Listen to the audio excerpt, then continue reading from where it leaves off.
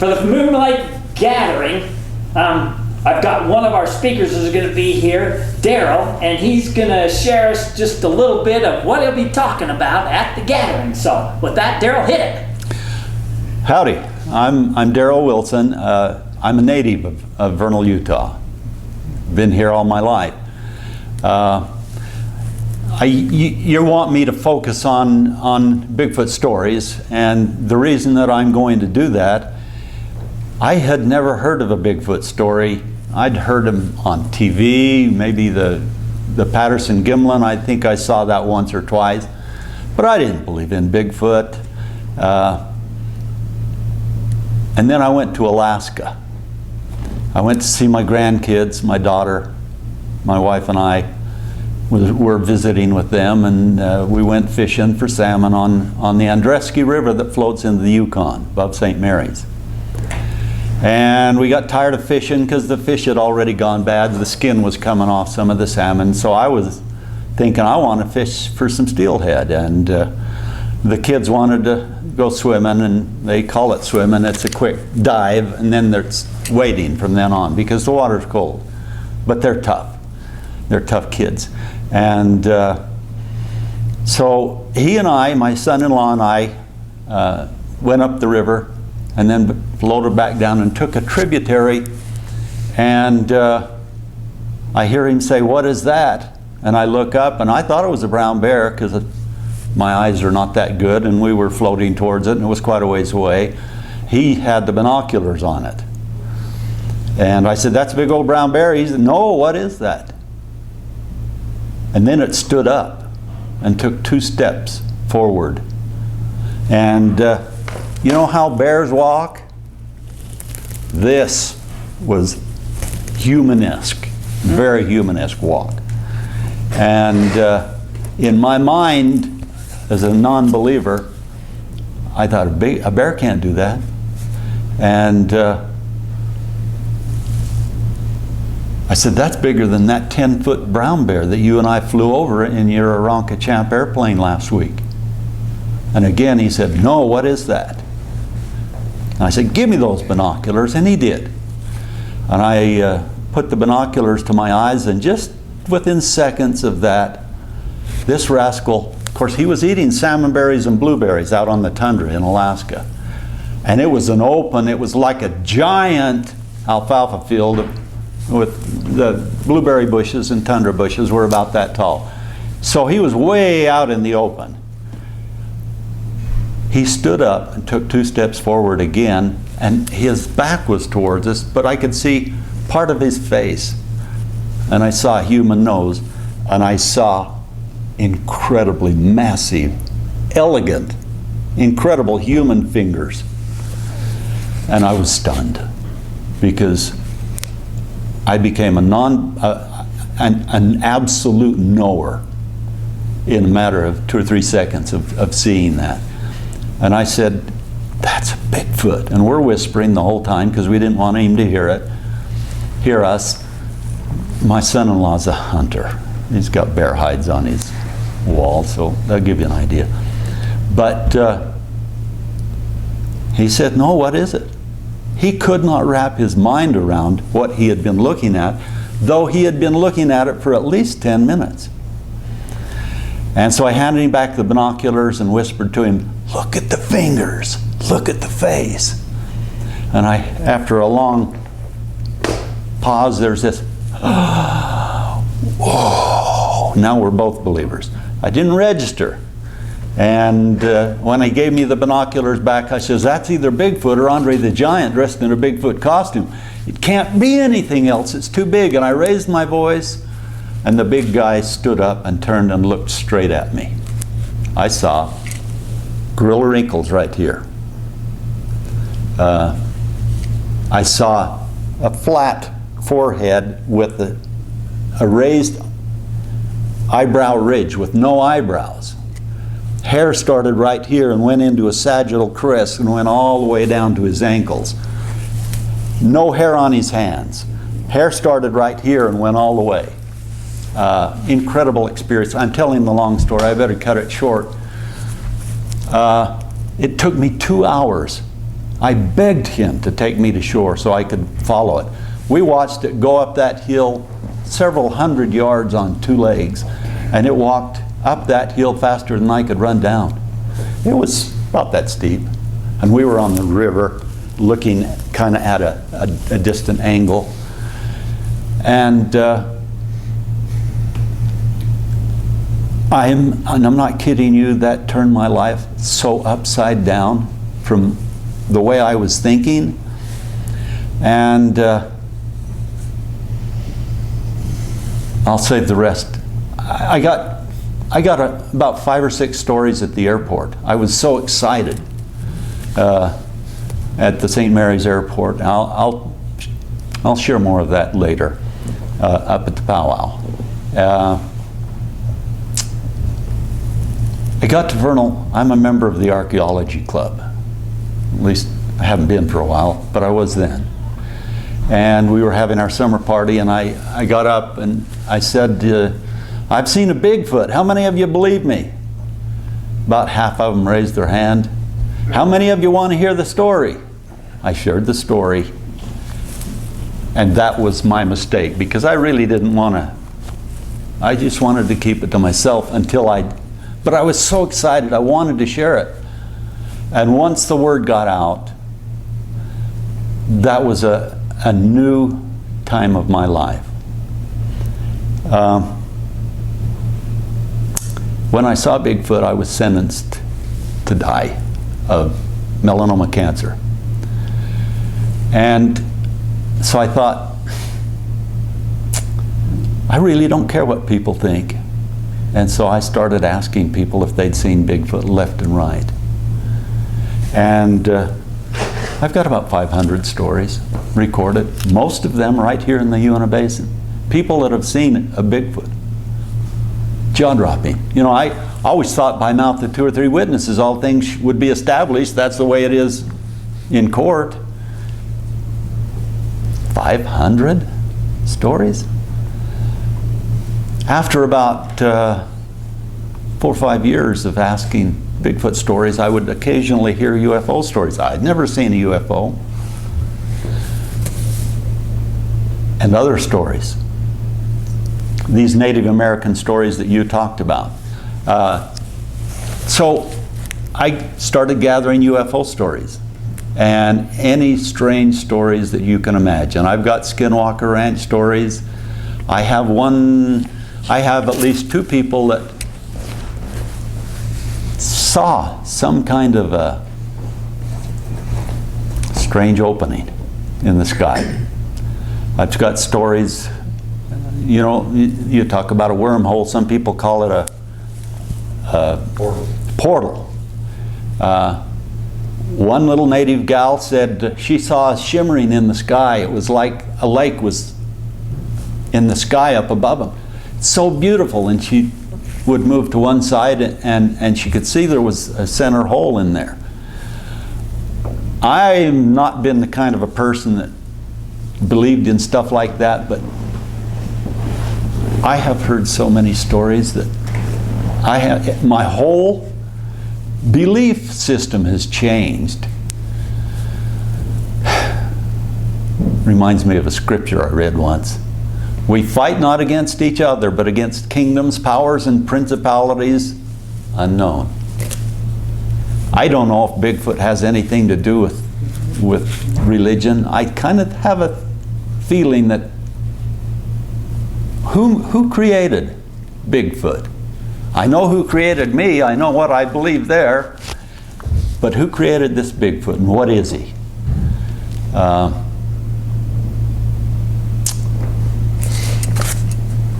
I have a lot of other stories that I could tell.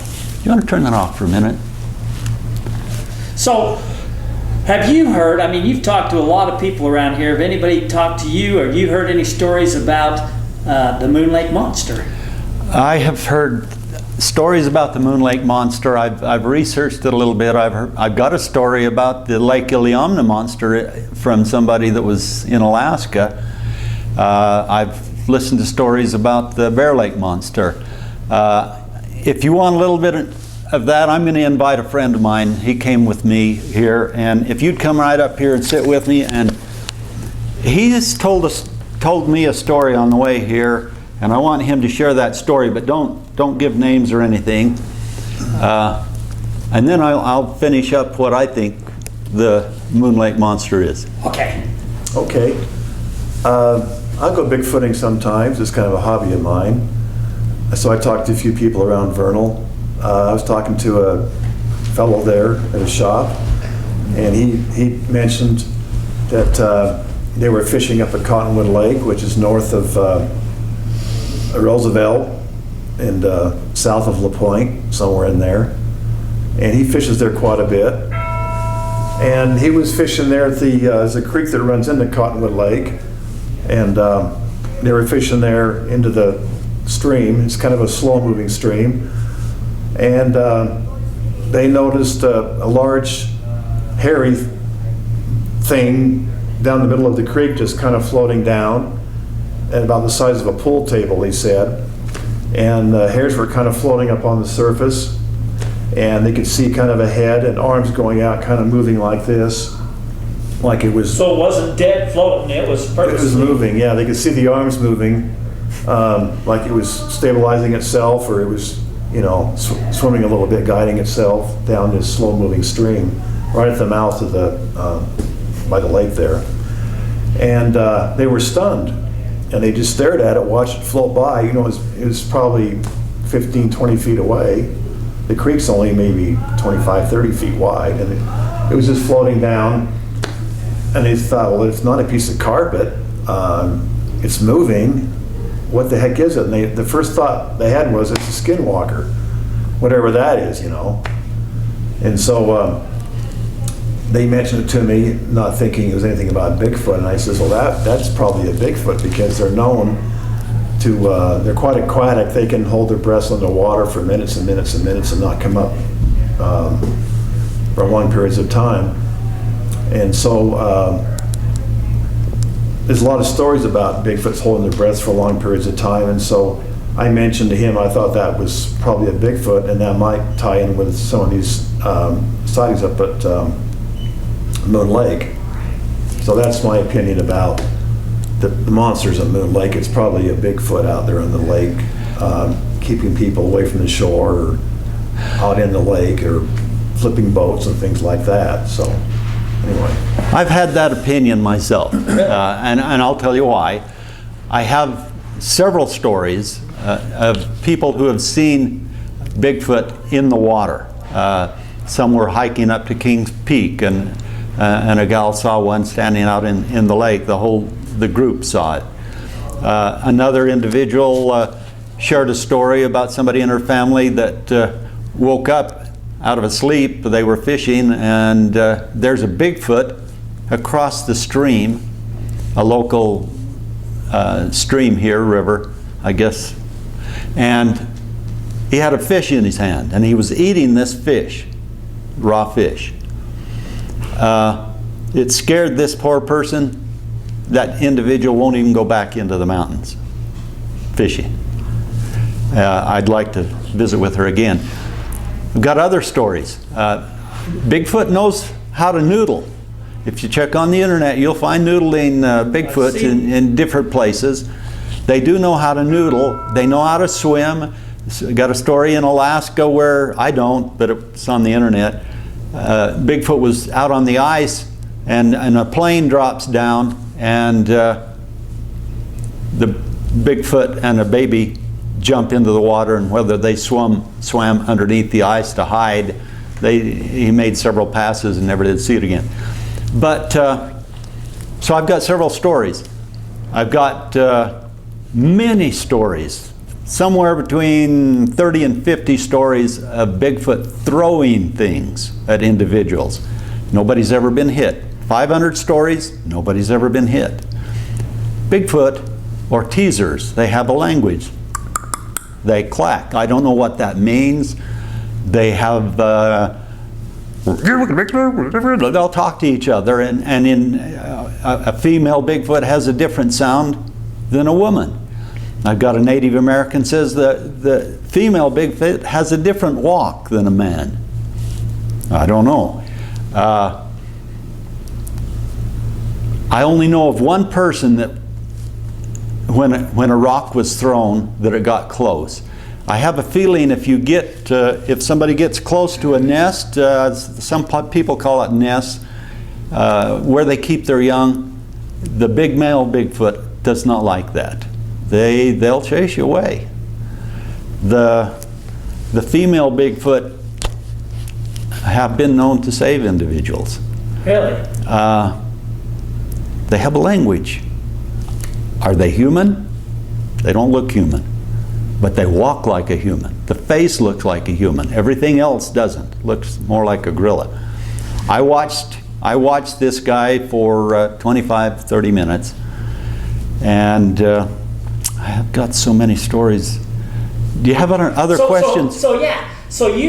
Man, you're a national treasure, Daryl, because you've researched, you talked to everybody. You're always talking to people, and you're gathering up their stories, and you're collecting them. Man, you're a national treasure. Thank you for doing that.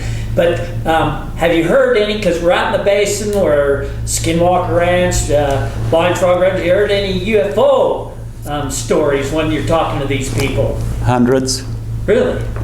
Like I said before, about 1 out of every 4 people have seen UFOs.